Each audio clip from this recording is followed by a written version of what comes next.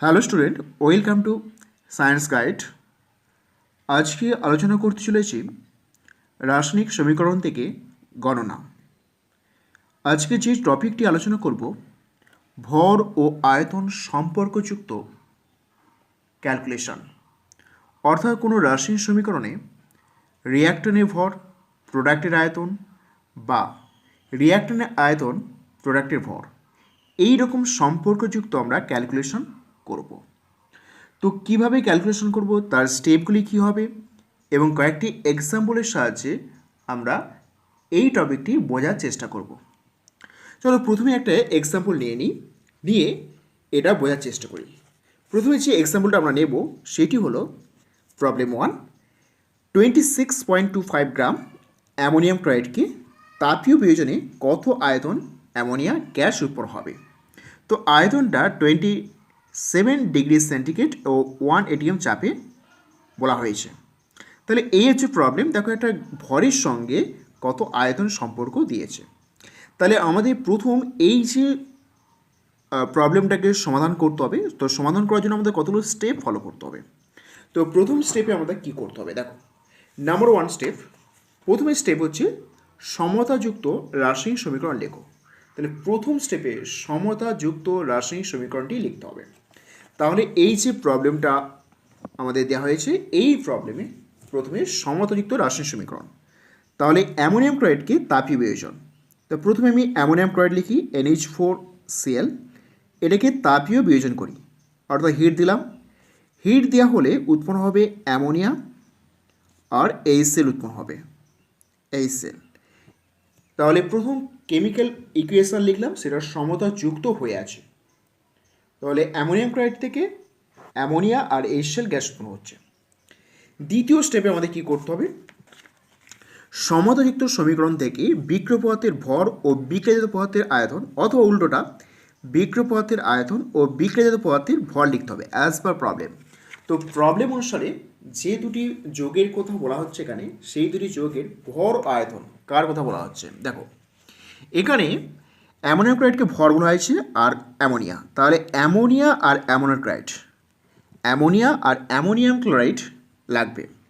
তো প্রথমে এখানে কি করব না, সংকেতের ওজন লিখব।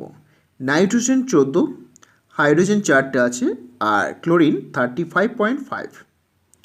তাহলে এইটাকে যোগ করলে আসবে 53.5। তাহলে এটাকে যোগ করলে আসবে 53.5 গ্রাম। সেখান থেকে অ্যামোনিয়া উৎপন্ন হচ্ছে 1 মোল। 1 মোল মানে STBতে 22.4 লিটার, STBতে 22.4 লিটার। তো এটা STBতে স্ট্যান্ডার্ড টেম্পারেচার অ্যান্ড প্রেশার এইটা। তাহলে প্রথমে সমীকরণ থেকে তার ওজন এবং আয়তন লিখলাম। প্রবলেমে যার ওজন যার আয়তন বলেছে সেই মতো করে আমরা লিখব। তাহলে এখানে অ্যামোনিয়াম ক্লোরাইডের ওজন লিখলাম আর অ্যামোনিয়া গ্যাসের আয়তন লিখলাম, সেটা STBতে। এইবার কি করব, দেখো, স্টেপ 3। স্টেপ 3, প্রদত্ত প্রবলেম থেকে বিক্রিয় ও বিক্রিয়ক পদার্থের ভর বা আয়তন গণনা করতে হবে। অর্থাৎ প্রবলেম অনুসারে বিক্রিয়ক বা বিক্রিয়জ পদার্থ যেটা বলা থাকবে তার ভর বা আয়তন গণনা করতে হবে। তো গণনা করবো কী করে, 1 মোল মানে 22.4 লিটার, সেটা STBতে বা NTPতে ক্যালকুলেশন করতে হবে।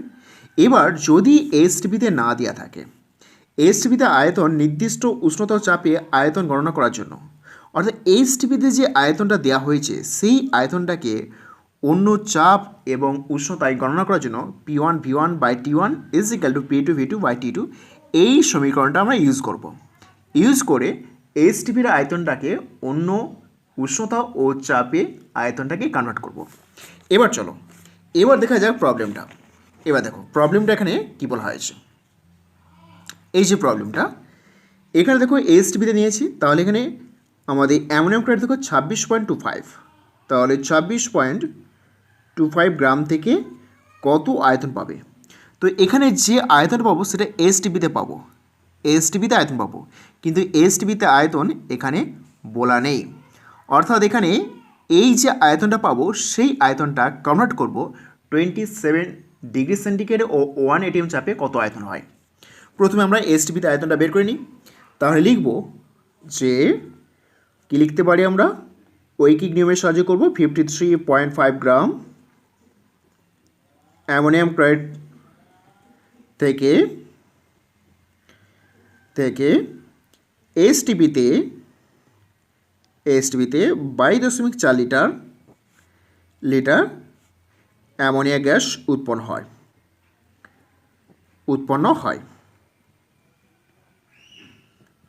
হয়। এটা লিখলাম। এবার প্রবলেম অনুসারে 26.25, তাহলে 26.25 গ্রাম অ্যামোনিয়াম ক্লোরাইড থেকে কতটা পাওয়া যাবে? তাহলে 22.4 ইন্টু 26.25 আপন 53.5 এই লিটার আয়তন অ্যামোনিয়া গ্যাস পাওয়া যাবে। এবার দেখো প্রশ্নপত্রে বলা হয়েছে যে 27 ডিগ্রি সেন্টিগ্রেড এবং 1 atm চাপে। তাহলে আমি এটা বের করলাম এসটিপিতে। এবার কনভার্ট করতে হবে যে P1 V1 by T1 is equal to P2 V2 by T2 এই সমীকরণের সাহায্যে। ধরো প্রাথমিক অবস্থা আমাদের এসটিপি ছিল, P1 সমান 1 atm প্রেশার এসটিপিতে। V1টা এটা পেয়েছি, অর্থাৎ 22.4 ইন্টু 26.25। তোমরা এটা ক্যালকুলেশন করে নিতে পারো, আমি সবশেষে ক্যালকুলেশন করবো বলে রেখে দিয়েছি। এত লিটার পেয়েছি। আর T1 হচ্ছে আমরা জানি এসটিপিতে 273 কেলভিন, এইটা। তো P2 কত হবে? P2 প্রেশার আমাদের 1 atm আছে, আর T2 দ্যাট ইজ T2 এটা হবে। T2 দেখো 27 ডিগ্রি সেন্টিগ্রেড প্লাস 273, তার মানে 300 কেলভিন। এই অবস্থায় আমাদের কনভার্ট করতে হবে। তাহলে V2 ইজ ইকুয়াল টু লিখতে পারি, V2 ইজ ইকুয়াল টু কী লিখব? P1 V1 T2 আপন P2 T1। এবার P1 এর মানটা বসাই 1 atm, V1 এর মান বসাই 22.4 26.25 এটা রয়েছে, আর নিচে রয়েছে 53.5। T2 বলতে দেখো 300, তাহলে এটার সঙ্গে 300 গুণ করে দিই, 300। আচ্ছা, P2 হচ্ছে 1 atm আর T1 হচ্ছে কত? 273। এবার এটাকে ক্যালকুলেশন করতে হবে। যদি ক্যালকুলেশন করি তাহলে মানটা আসবে 12.3115 এই লিটার, অর্থাৎ 12.315 এই লিটার। তাহলে দেখো আমরা কীভাবে এটাকে সলিউশন করলাম। দেখো প্রথমেই যেটা দেওয়া হয়েছে অ্যামোনিয়াম ক্লোরাইড থেকে অ্যামোনিয়া এইচসিএল উৎপন্ন হচ্ছে। প্রশ্নপত্রে অ্যামোনিয়াম ক্লোরাইড থেকে কতটা অ্যামোনিয়া উৎপন্ন হবে। তাহলে স্টেপ 1 কি? যে সমীকরণটা দেওয়া হয়েছে সেই সমীকরণটা প্রথমে সমতা বিধান করতে হবে। তাহলে এটা সমতা বিধান করাই আছে, অর্থাৎ সমতাযুক্ত সমীকরণ। এবার অ্যামোনিয়াম ক্লোরাইডের সংকেত ওজন লিখলাম আর এসটিপিতে আয়তন লিখলাম। তো অ্যামোনিয়ার ওজনে দিয়ে আছে, তাহলে যে আয়তন পাবো সেটা এসটিপিতে, কিন্তু এখানে এসটিপি বলা নেই। তাহলে আয়তনটাকে কনভার্ট করে নেব এসটিপিতে। তাহলে প্রথম আমরা ক্যালকুলেট করে নিলাম 26.25 গ্রাম অ্যামোনিয়াম ক্লোরাইড থেকে এই আয়তন পেলাম। তোমরা এটাকে ক্যালকুলেশন করে নিবে, এতগুলো রাখবে না। এবার এইটাকে দেখলাম এসটিপিতে আছে, কিন্তু প্রশ্নপত্রে এসটিপিতে বলা নেই। তাহলে ওই ডিগ্রি সেন্টিগ্রেড এবং ওই এটিএম চাপে কতটা আয়তন হবে সেটা আমি ক্যালকুলেট করলাম। P1 V1 by T1 is equal to P2 V2 by T2 এই সমীকরণের সাহায্যে। তাহলে আমি পেলাম ফাইনাল যে আয়তনটা 12.315 লিটার। তাহলে এইটা হবে এখানে রাইট আনসার। এবার দ্বিতীয় প্রবলেম দেখো, দ্বিতীয় প্রবলেমটা দেওয়া হয়েছে কত গ্রাম কপার অক্সাইড, কোপারের জারণ স্তর 2 আছে, 2.8 লিটার হাইড্রোজেনের সাথে বিক্রিয়া করবে। তাহলে কোপারটা গ্রাম আর হাইড্রোজেনটা আয়তন। তাহলে বিক্রিয়া করবে বলেছি কোপার অক্সাইড, তাহলে সমীকরণ লিখি প্রথম, এই কোপার অক্সাইড তার সঙ্গে হাইড্রোজেন যদি রিয়াকশন করে তাহলে উৎপন্ন হবে কোপার এবং ওয়াটার, তাহলে Cu প্লাস ওয়াটার। এবার দেখো সমীকরণটা ব্যালেন্স হয়েই আছে, অর্থাৎ সমতাযুক্ত সমীকরণ। তাহলে আমার লাগবে কোপার অক্সাইড আর হাইড্রোজেন, তাহলে হাইড্রোজেন গ্যাস এবং কোপার অক্সাইডের গ্রাম। তো প্রথমে এরা সংকেত ওজন বের করি। সংকেত ওজন বের করলে এরা আসবে কোপার প্লাস অক্সিজেন, তাহলে 79.5 79.5 গ্রাম আসবে। আর হাইড্রোজেন দেখো 1 মোল, 1 মোল মানে 22.4, সেটা এনটিপিতে বলেছে, নর্মাল টেম্পারেচার অ্যান্ড প্রেশার। তাহলে এনটিপিতে এইটা 22.4 লিটার হয়, 22.4 লিটার হয়। তাহলে এখানে প্রশ্ন দিচ্ছে 2.8 এটা লিটার এনটিপিতেই বলেছে, তাহলে এনটিপিতেই বলেছে। যদি এনটিপি না হতো তাহলে এনটিপিতে কনভার্ট করে নিতাম, যদি এখানে এনটিপি না বলতো তাহলে এনটিপিতে কনভার্ট করে তবে বসাতাম। তো 2.80 এই লিটার থেকে কত গ্রাম কপার অক্সাইড পাবে? তাহলে লিখতে পারি যে 22.4 লিটার হাইড্রোজেন গ্যাস, হাইড্রোজেন বিক্রিয়া করে 79.5 গ্রাম কপার অক্সাইডের সঙ্গে, এর সঙ্গে। তাহলে প্রশ্নপত্রে যেটা দেওয়া হয়েছে 2.8 লিটার হাইড্রোজেন বিক্রিয়া করবে কতর সঙ্গে? 79.5 ইন্টু 2.8 আপন 22.4 এই গ্রাম। তো এইটাকে ক্যালকুলেশন যদি আমি করি তাহলে 9.95 পাবো, তা 9.95 গ্রাম। তাহলে উত্তর আসবে 9.95 গ্রাম কপার অক্সাইড রিয়াকশন করবে 2.8 লিটার হাইড্রোজেনের সঙ্গে। প্রবলেম নম্বর 3 দেখো, প্রবলেম নম্বর 3, প্রবলেমের 3 নাম্বার কী হয়েছে? 1.5 গ্রাম ক্যালসিয়াম কার্বনেট ও ম্যাগনেসিয়াম কার্বনেট এর মিশ্রণকে উত্তপ্ত করলে এইচটিভিতে 360 ml অর্থাৎ মিলিলিটার কার্বন ডাইঅক্সাইড উৎপন্ন হয়। মিশ্রণ বলতে ক্যালসিয়াম কার্বনেট ও ম্যাগনেসিয়াম কার্বনেটের মিশ্রণ। এই মিশ্রণটি শতকরা সংযুতি নির্ণয় করো, মানে ক্যালসিয়াম কার্বনেট কত গ্রাম ছিল, শতকরা কত, আর ম্যাগনেসিয়াম কার্বনেটের শতকরা কত। তাহলে শতকরা সংযুতি নির্ণয় করতে হবে। তো দুটোকেই উত্তপ্ত করলে কার্বন ডাইঅক্সাইড পাওয়া যাবে। তাহলে এখানে দেখো, এখান থেকে ক্যালসিয়াম কার্বনেট থেকে কার্বন ডাইঅক্সাইড এবং ম্যাগনেসিয়াম কার্বনেট থেকে কার্বন ডাইঅক্সাইড টোটাল যোগফল হচ্ছে 360। তাহলে এখন প্রশ্ন হচ্ছে ক্যালসিয়াম কার্বনেট কত আছে, ম্যাগনেসিয়াম কার্বনেট কত আছে। তাহলে আমি ধরি ক্যালসিয়াম কার্বনেটের পরিমাণটা x গ্রাম ধরে নিই। তাহলে ম্যাগনেসিয়াম কত হবে? ম্যাগনেসিয়াম কার্বনেট কত হবে? তাহলে 1.5 মাইনাস এক্স এটা হবে, কারণ টোটাল যোগফল হচ্ছে 1.5। এবার ক্যালসিয়াম কার্বনেট এবং ম্যাগনেসিয়াম কার্বনেট এই দুই জায়গা থেকে যে কার্বন ডাইঅক্সাইড পাবো তার যোগফলটা হচ্ছে 360, আর এটা এসটিভিতে বলা আছে, তাহলে কনভার্ট করতে হবে না। প্রথমে ক্যালসিয়াম কার্বনেটকে আমরা হিট করি। ক্যালসিয়াম কার্বনেটকে যদি হিট করা হয় তাহলে পাওয়া যাবে ক্যালসিয়াম অক্সাইড আর CO2 পাওয়া যাবে। তো ইকুয়েশন ব্যালেন্স হয়ে আছে। তাহলে এর ভর আর কার্বন ডাইঅক্সাইড আয়তন, তো ক্যালসিয়াম 40, কার্বন 12 আর 16 3 সমান 40 প্লাস 12 48, তাহলে আসবে 100। আর দেখো 1 মোল CO2 উৎপন্ন হচ্ছে, 1 মোল CO2 মানে 22.4 লিটার, কিন্তু এখানে ml দিয়ে আছে, তাহলে এটা 22,400 ml। লিটারকে মিলিলিটার করতে হলে 1000 দিয়ে গুণ করতে হবে। এটা এসটিভিতে, তো আমাদের প্রবলেমটা এসটিভিতেই বলা হয়েছে। তাহলে আমি এখন x গ্রাম ধরে নিয়েছি, তাহলে লিখতে পারি x গ্রামে কত আয়তন CO2 পাওয়া যাবে। তাহলে লিখতে পারি যে 100 গ্রাম ক্যালসিয়াম কার্বনেট থেকে, তাহলে লিখি 100 গ্রাম ক্যালসিয়াম কার্বনেট থেকে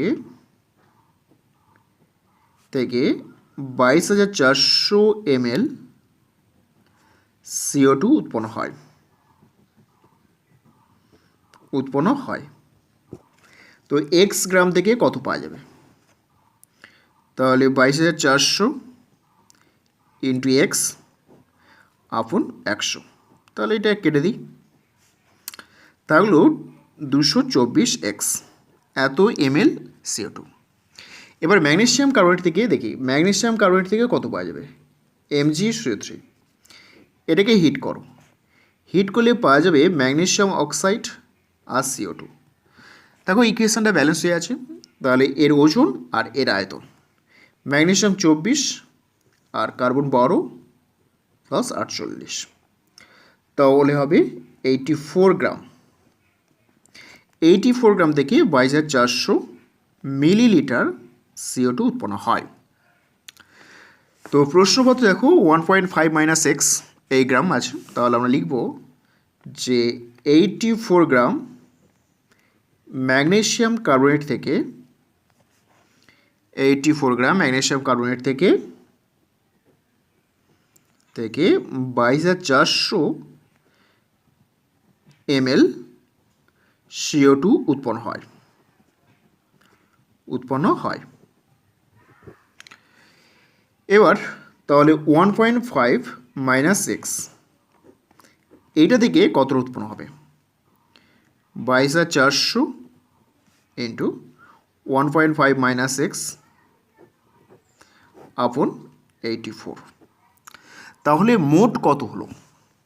তাহলে মোট CO2 কত?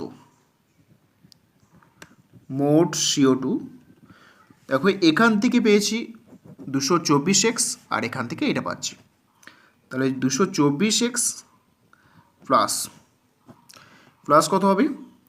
22400 1.5 মাইনাস এক্স আপন 84। তাহলে শর্ত অনুসারে দেখো বলছে মোট এসটিপিতে 360 ml CO2 উৎপন্ন হয়, তাহলে যে যোগফলটা পাচ্ছি সেটা 360, কারণ ক্যালসিয়াম কার্বনেট থেকে কার্বন ডাইঅক্সাইড আর ম্যাগনেসিয়াম কার্বনেট থেকে কার্বন ডাইঅক্সাইড। তাহলে দেখো আমরা লিখতে পারি = 360 ml, কারণ মোট যেটা হবে সেটা 360। এবার এইটাকে আমরা যদি ক্যালকুলেশন করি তাহলে এক্সের মান আসবে x সমান 0.937 এই গ্রাম আসবে। 7 তারপরে একটা সংখ্যা আছে 6 নিতে পারি। তাহলে এক্স এর মানটা কত?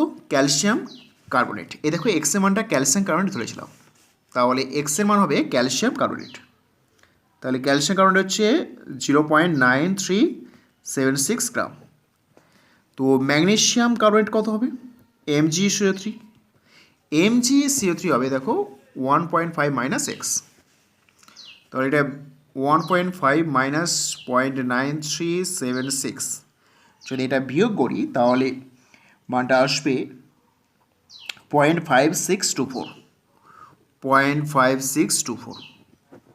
এবার এটাকে পার্সেন্টেজ করতে হবে, শতকরা বলেছে, তাহলে পার্সেন্টেজ করবো কী করে? দেখো এখানটা করে দিচ্ছি, পার্সেন্টেজ অফ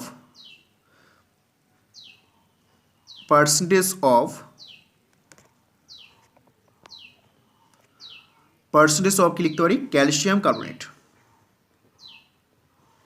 সমান 0.9376 আপন 1.5 ইন্টু 100, এটা পার্সেন্টেজ। তো পার্সেন্টেজ করলে কত আসবে? এইটাকে যদি ক্যালকুলেশন করি তাহলে 62.5 আসবে, 62.5%। তাহলে এখানে করতে পারি পার্সেন্টেজ অফ ম্যাগনেসিয়াম কার্বনেট কত আছে? এটা 0.5624 আপন 1.5 ইন্টু 100, তো ক্যালকুলেশন করলে আসবে 37.5%। তাহলে উত্তর আসবে 62.5 এবং 37.5%। নাম্বার 4 প্রবলেম দেখো এখানে বলেছে 1000 লিটার আয়তনে একটি বেলুনকে 30 ডিগ্রি সেন্টিগ্রেড তাপমাত্রায় 750 mm চাপে হাইড্রোজেন গ্যাস দিয়ে ভর্তি করতে হবে। তাহলে প্রয়োজনীয় হাইড্রোজেন গ্যাস তৈরি করতে কত গ্রাম আয়রনের প্রয়োজন? তাহলে হাইড্রোজেন গ্যাস তৈরি করতে হবে, তাই কত গ্রাম আয়রনের প্রয়োজন? তাহলে আয়রন থেকে কী করে হাইড্রোজেন গ্যাস তৈরি করবো? তার ইকুয়েশন কী আসবে? তাহলে প্রথমে আমরা কেমিক্যাল ইকুয়েশনটা লিখে ফেলি। তো কেমিক্যাল ইকুয়েশন কী আসবে? আয়রনের সঙ্গে আমরা স্টিম দিয়ে রিয়াকশন করবো, দ্যাট ইজ ওয়াটার। এইটা দিয়ে রিয়াকশন যদি করা হয় তাহলে উৎপন্ন হবে Fe3O4 এবং হাইড্রোজেন গ্যাস H2, এটা উৎপন্ন হবে। তাহলে এখানে কেমিক্যাল ইকুয়েশনটাকে প্রথমে ব্যালেন্স করতে হবে। তাহলে ব্যালেন্স করতে হলে অক্সিজেন দেখো এখানে 4টে অক্সিজেন আছে, তাহলে এখানে 4 দিয়ে দাও, হাইড্রোজেন 8 হয়ে গেল, তাহলে এখানে 4 দাও, আয়রন 3টে আছে তাহলে 3 দাও, এইটা। তাহলে এটা ব্যালেন্স ইকুয়েশন হয়ে গেল। এবার আমার লাগবে আয়রন আর হাইড্রোজেন। তাহলে আয়রন এবং হাইড্রোজেন লাগবে, হাইড্রোজেন গ্যাস, আয়রনটা ভর। তাহলে আয়রনের ভর এখানে 3 × 56, 4 × 4 মোল আছে, তাহলে 22.4 লিটার, 4 লিটার। তাহলে এখানে দেখো যে আয়তনটা দেওয়া আছে সেই আয়তনটা কিন্তু এসটিপিতে দেওয়া নেই, আমরা এটা লিখলাম এসটিপিতে, এসটিপিতে লিখলাম। তাহলে যে আয়তনটা দেওয়া হয়েছে সেই আয়তনটা এসটিপিতে দেওয়া নেই, তাহলে এসটিপিতে আয়তনটা কনভার্ট করে নিতে হবে। তাহলে আমাদের আয়তনটা এসটিপিতে কনভার্ট করতে হবে। তার মানে P1 আমি যদি এনে লিখি যে কত P1 চাপ আছে 750 আছে, তাহলে V1 আয়তন আছে 1000 লিটার এবং T1 উষ্ণতা দেখো 30 ডিগ্রি সেন্টিগ্রেড মানে 303 কেলভিন। তো এইটাকে কনভার্ট করবো আমরা P2 এর 760 এসটিপিতে, আর V2 কত হবে সেটা আমরা কনভার্ট করব। আর T2 হচ্ছে 0 ডিগ্রি সেন্টিগ্রেড মানে 273 কেলভিন, 273। তো কেন কনভার্ট করব? কনভার্ট করার কারণটা হচ্ছে যে আয়তনটা দেখো প্রশ্নপত্রে যে আয়তনটা দেওয়া হয়েছে উষ্ণতা এবং প্রেশারটা এসটিপিতে দেওয়া নেই, তাহলে এখানে আমরা এসটিপিতে লিখতে হলে এসটিপিতে কনভার্ট করে নিতে হবে। তাহলে প্রথমে আমরা এসটিপিতে কনভার্ট করে নিই। তাহলে লিখতে পারি P2V2/T2 is equal to P1V1/T1। তাহলে এখানে V2 is equal to P1V1 T2 আপন P2 T1 এটা আসবে। এবার প্রত্যেকটা মান বসে দিই। 750, V1 আছে 1000 আর T2 আছে 273 আপন P2 আছে 760 আর T1 আছে 303। তাহলে এটাকে ক্যালকুলেশন করলে আসবে 889.13 এত লিটার। তাহলে এখন এটা এসটিপিতে হয়ে গেল, অর্থাৎ এখানে যে 1000 লিটার বলা হয়েছিল সেটা এসটিপিতে কনভার্ট করলে মানটা আসবে 889.13। এবার আমরা লিখতে পারি, সহজ হয়ে গেল, প্রবলেমটা দেখো সহজ হয়ে গেল যে 889.13 এই লিটার হাইড্রোজেন গ্যাস পাওয়ার জন্য কত গ্রাম আয়রনের প্রয়োজন। তাহলে লিখি দেখো 4 × 22.4 লিটার হাইড্রোজেন পেতে হলে 3 × 56 গ্রাম আয়রনের প্রয়োজন। তাহলে 88.913 লিটার হাইড্রোজেন গ্যাস পাওয়ার জন্য কত গ্রাম আয়রনের প্রয়োজন। তাহলে লিখি 4 × 22.4 লিটার হাইড্রোজেন গ্যাস পেতে হলে 3 × 56 গ্রাম আয়রনের প্রয়োজন,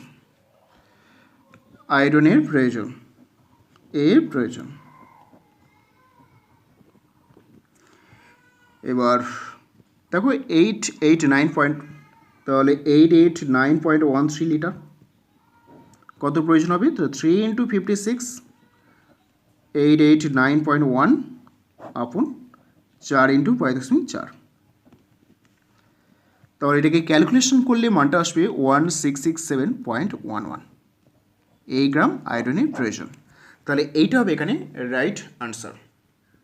তাহলে দেখো এখানে সবসময় মনে রাখতে হবে যে আয়তনের ক্ষেত্রে যদি এসটিপিতে যদি না দেওয়া থাকে তাহলে এসটিপিতে কনভার্ট করার পর এখানে বসাতে হবে। Thank you for watching this video.